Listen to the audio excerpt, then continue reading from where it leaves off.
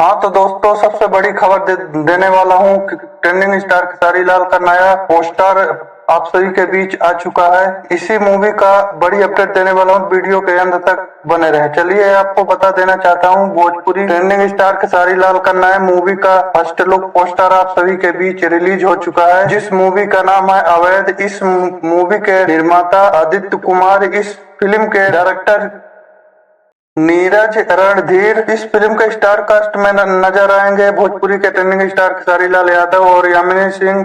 वही अन्य कलाकार, बहुत सारे कलाकार इस फिल्म में शामिल होने वाले हैं। अब इस फिल्म की कहानी की बात की जाए तो इस फिल्म की कहानी 80 साल पुरानी कल्चर दिखाया जाएगा।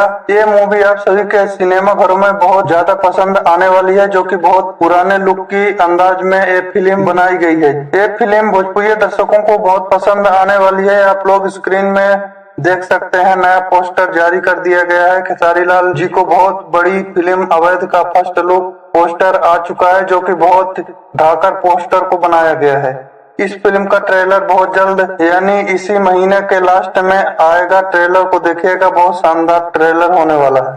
धन्यवाद।